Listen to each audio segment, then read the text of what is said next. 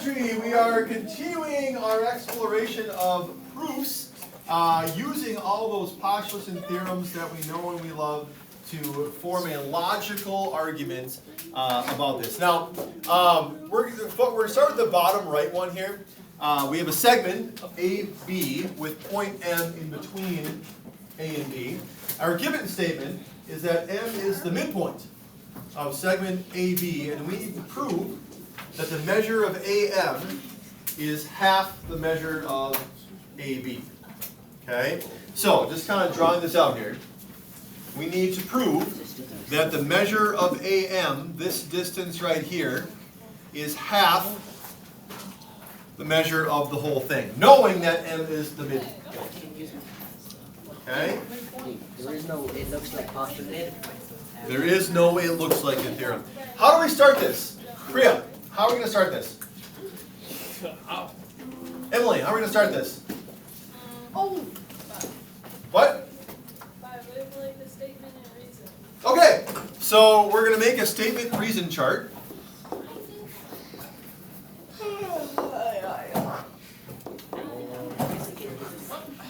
And what is our first statement? What is our first reason? Audrey. Given what we know. Okay? Statement number 1. M is the midpoint of segment AB. And we know that because it is given to us. Okay?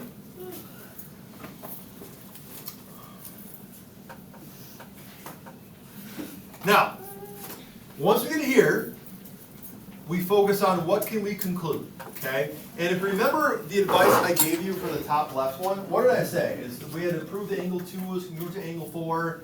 What did I say that we needed to do? If angle 2 and angle 4 were a part of our proving statement, we had to introduce them to the proof. We had to invite them to the party. We had to say something about angle 2 and angle 4 that allowed us to have them as part of our proof. Here, we have to say something about AM and AB. So, knowing that M is the midpoint of segment AB, what does that tell us about AM and MB and AB and the relationship of all of them? Hugo. AM equals MB. AM equals MB. We can write that. Okay? AM equals MB. And how do we know that? Because of what the definition of what a midpoint is, right? Didn't we just prove that? Is that already done now? No. We have to get that AM is half of AB.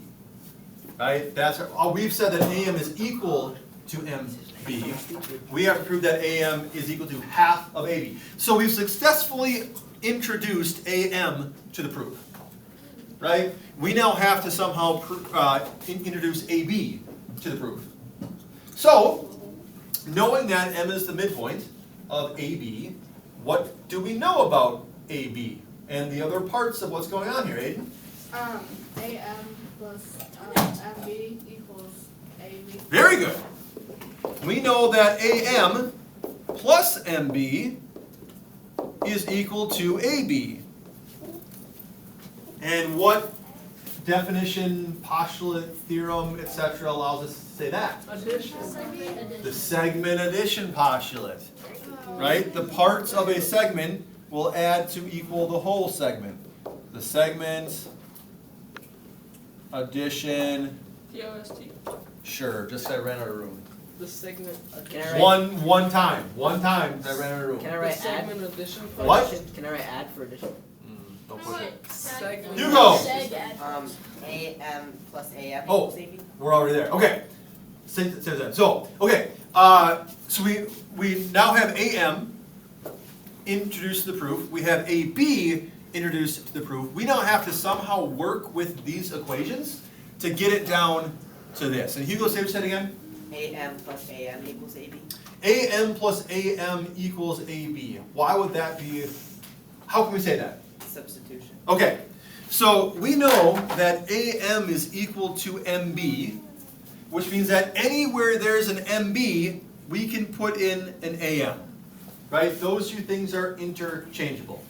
So Hugo's looking at that statement 3 there, and he's saying, okay, instead of AM plus MB is AB, I'm gonna say that AM plus AM equals AB, right? Because these two things are the same. Wherever we see an MB, we can put an AM. Or wherever we see an AM, we can put in an MB. They're the same thing. I was probably a skater answer. Oh, just wait for the magic to happen. Wait for the magic. And what allows us to do this? To replace something or substitute something for something else in the equation? Substitution.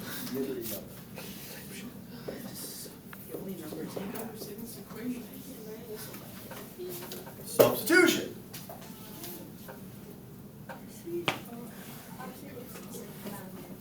Audrey. Yes, NB plus NB would also equal AB. However, because our proving statement includes AM and not NB, this is why we got to focus on this here. Okay. Now, how many AMs do we have? 2. 2. So we can rewrite this to be what? AM times 2. AM times 2, or 2 AM equals AB. That just looks like. It does. It looks like it does. They're like variables. No. 2 AM. Totally fine. 2 AM. Okay. And what allows us to do that?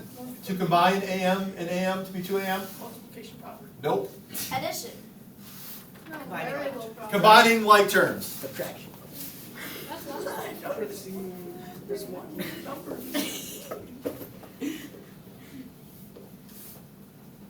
Combine like terms.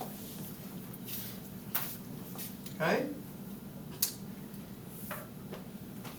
Anybody see the last step? We are one step away. If 2 AM is equal to 1 AB, Gus, Division property. divide both sides by 2. 2 AM divided by 2 is just 1 AM. And 1 whole AB divided by 2 is half of an AB. So because of the division property. Emmeline, did you catch all that? Did you see the magic? No. Oh. That sucks. I will never be able to do this by myself. I'll just leave it all alone. I don't know how to do this. Wait, is our test part of the track? So we're not gonna be at 2, I guess. What? When will we ever need this? So again, to reiterate, Christopher, why this matters is the ability to problem solve, to look at what you know, and then what can you conclude is a skill that, I brought this up before, I'll sound like a broken record if you want to, but a skill, medicine. Okay, if you watch any shows like Grey's Anatomy or Scrubs or ER or whatever it is, House, right? The whole thing is someone comes in with a really bad or a mystery medical issue that they gotta rule things out, run tests, figure it out, right? Okay? If you watch any law shows, Law and Order, okay? Suits, right? There's some problem solving. There's some problem solving that goes in there. Police work, forensics, okay? Crime solving stuff. Forensic science. You have to be able, Emily, you have to be able to start with what you know and then work towards what you can conclude. It is problem solving that is present in every single career that is out there. Okay, now, will you ever have to write a formal geometric proof after geometry? Probably not. But again, that's not my goal here. Okay? My goal here is for you to be able to look at what you know, determine what you can conclude, and rationally and logically get from point A to point B. So that when you try and prove a point to someone or argue with someone, it's not just yeah, nah, back and forth. Okay? Evan? Christopher, stop talking. Here, let's practice. Evan, Christopher, your given statement is that I have told you both to stop talking several times. What can you conclude? Let's give it a try. What, Christopher? I think What? you said I said I'd start drawing out my proof. No. But that's the first step. And then you If gotta I have to continue talking to you, you will both receive a. Pam. See, now there's a logical conclusion. Okay?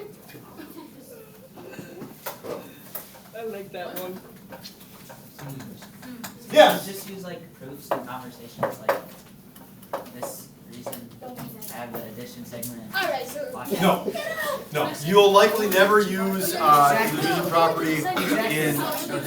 But it is being able to look at a situation So why aren't we doing situations and why are we doing numbers? because this is the mathematical way to do it. Well, you said we'll never use it.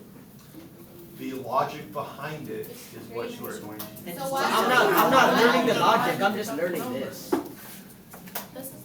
see, we're being taught this, but like, we're being taught how to do it. I do not disagree. Algebra 2 should not be a state required course. It should be Yes. replaced with personal finance. 100%. 100%. But. But- Because, no, it's required, of course, you have to take it, which is stupid because not a lot of careers use it, but anyway. Okay, going back up a little bit, bottom left, Yes, thank you. I can't read this code. I hope you're printing. This is Given that the measure of angle 1 is equal to the measure of angle 3, prove that the measure of angle EBA is equal to the measure of angle DBC. Okay? Christopher, back corner for you. This is gonna make me look at it. Who's gonna do next? Evan, if I see the back of your head at any time during this class period, you get a gift from me. I'm not gonna tell you what that gift is, you'll have to be a surprise. It's a test Luca? using my logical reasoning. Can someone If sit I next see the to side of your head, yep, that side, This one? that side's fine, the other side, Oh, okay. you will also receive a gift. It'll be a surprise. Can someone sit next to me? Is I'm it like, signing later. early Don't. Christmas? Schultz, can Don't someone do sit it. next to me? I'm Schultz, is going it later. McDonald's? What about Evan's side of it then? Maybe. Yeah, look what made that. To look back at Luca? Fine. Back of your head, side of your head, side of your head. How about me? What about me front?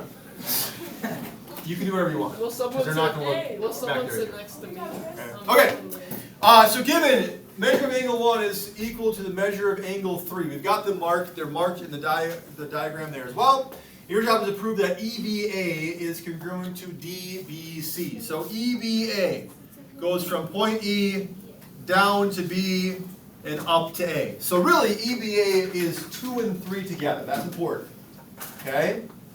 EBA is comprised of angle 2 and angle 3. We want to prove that is congruent, or equal to, I should say, the measure of DBC, which goes from point D down to B and up to C. So immediately here, what do these angles have in common? Share two. They share angle 2. Angle 2 is a part of both of them. And they equal each other. Well, that's what I have to prove. Yeah, okay? We also know that the measure of angle 1 is congruent to the measure of angle 3. So, write your first statement. I'm going to guide you minimally through this proof. Write your first statement. I already did it.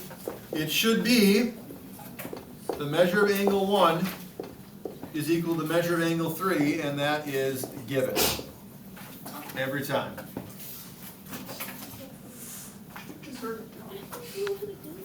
Okay? Now, I want you to invite EBA to the party. Okay? Invite EBA to the party. What do we know about the measure of angle EBA? I know. Okay, write it out. Invite EBA to the party. What do we know about the measure of EBA?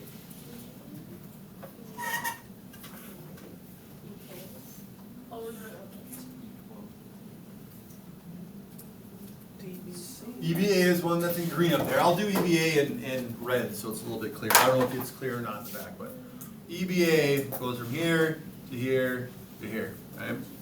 I got this. What do we know about EBA?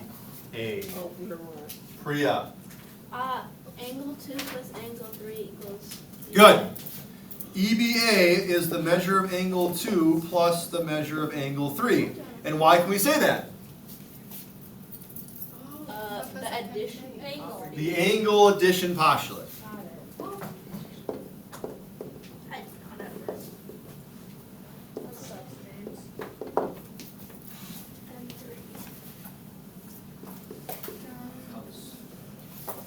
Angle addition postulate. Now, step 3, I want you to introduce the measure of angle DBC.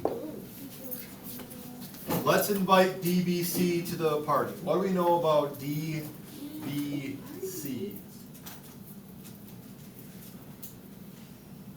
DBC is what's in blue there. Emily. It equals the measure of angle 2 and 1. Okay. Because of the, Angle addition. again, the angle is postulate. So we could have done this in one step because the reason is the same. But I just want to make Luca write it out more. That's not nice. That's holding his red. Yeah. Yeah, That's for not- sure not holding red. Yeah, can I look back there or no? Can you what? Can I look back? No. My neck like needs the motion. He's entertained. You're entertaining him. Yeah. You don't need to see it. Just know what's happening. Okay. Okay. So we have EBA and DBC.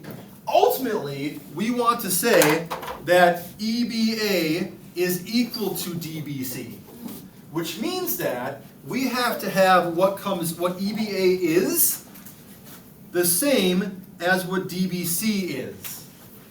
Right? If we make these two statements the same, that's going to allow us to say that these angles are the same measure. It's kind of like, it's setting up to be what property here? Ultimately, though, the transitive property, right? If we can make EBA and DBC equal to the same thing, they themselves will be equal. So look at what we have for EBA. EBA is angle 2 plus angle 3. DBC is angle 2 plus angle 1. So far, these are the same. Angle 2 is the same as itself, right? What can we do here?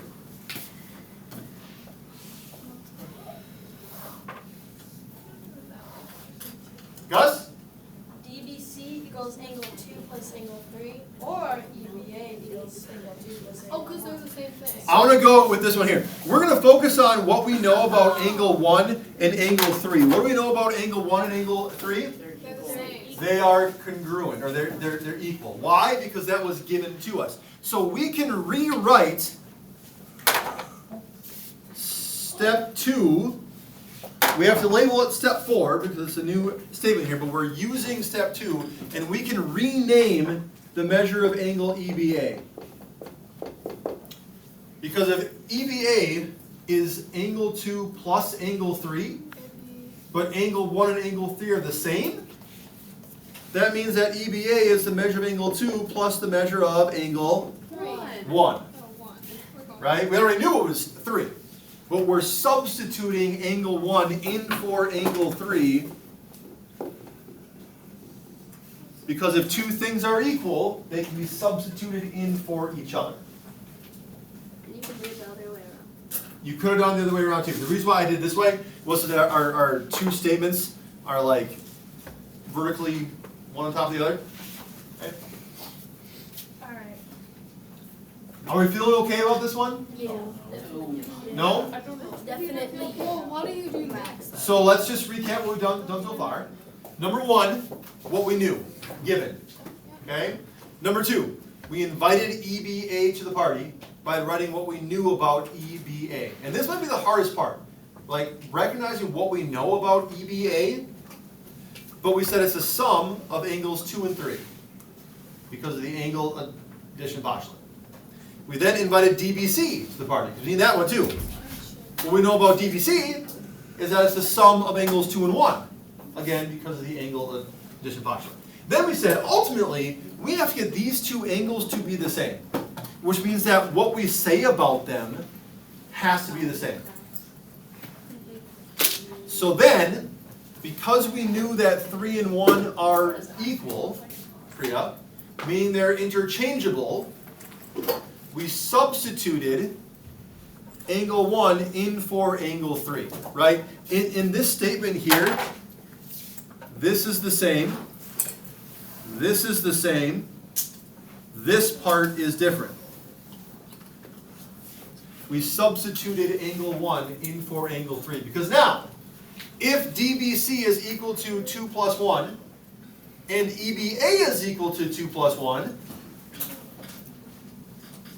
what does that tell us about DBC and EBA? They're the same. The measure of angle DBC is equal to the measure of angle EBA. And why do we know that?